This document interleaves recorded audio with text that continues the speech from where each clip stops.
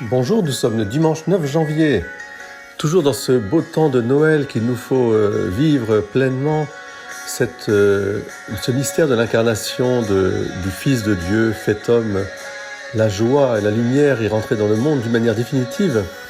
Et cette joie, elle est chantée magnifiquement par Matt Maher dans The Herald Angels Sing. Je vous invite à le découvrir, c'est un très très beau morceau d'un chanteur canadien, catholique, que nous aimons beaucoup et qui chante vraiment pour je dirais, nous donner force et courage tout au long de cette année nouvelle. Le chant, vous savez, nous permet de nous mettre en route. Alors, ce dimanche 9 janvier est consacré au baptême de Jésus dans le Jourdain. C'est une action tout à fait mystérieuse et qui prolonge le mystère de la naissance de Jésus, le mystère aussi de la venue des mages, et qui annonce la vie publique de Jésus, qui est l'inauguration de cette vie publique. C'est donc une manifestation, on dit en grec une épiphanie, parce qu'elle manifeste que Jésus est bien le Messie, le Fils du Dieu Sauveur. Il est bien le Fils de Dieu envoyé sur la terre pour nous sauver. Dans une homélie du IVe siècle, l'auteur qui s'inspire de saint Augustin dit que Jésus est venu vers Jean et a été baptisé par lui dans le Jourdain. C'est un événement, dit-il, incroyable, merveilleux. Le fleuve sans limite qui réjouit la ville de Dieu, comment est-il lavé dans un peu d'eau ? La source incompréhensible qui fait jaillir la vie pour tous les hommes et qui n'a pas de fin a été recouverte par des eaux misérables et passagères. Celui qui est présent partout, qui n'est absent de nulle part, celui qui est incompréhensible aux anges et invisible aux hommes, vient au baptême parce qu'il l'a bien voulu.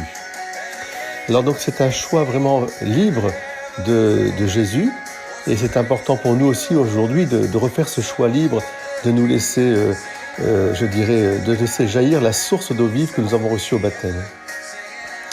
Me voici Seigneur, et voici que les cieux s'ouvrirent pour lui, et qu'une voix disait, celui-ci est mon fils bien-aimé, en qui j'ai mis toute ma joie.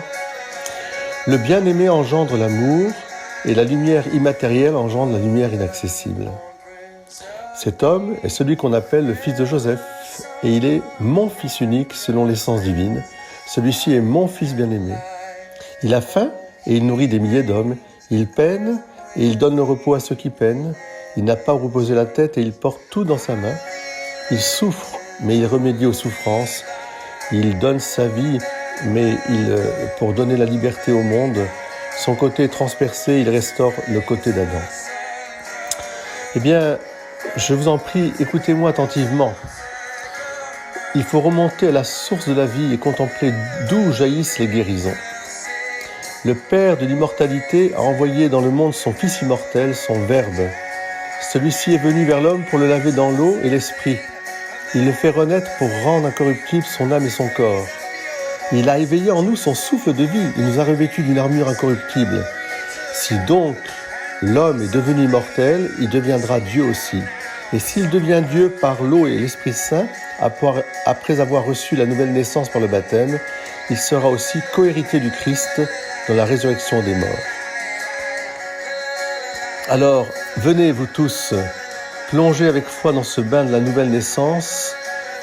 Je vous souhaite un très très beau dimanche. Renouvelez en vous votre baptême et contemplez ce mystère d'amour infini. Jésus plongeant dans les eaux du Jourdain, baptisé par Jean-Baptiste. Bon dimanche à tous.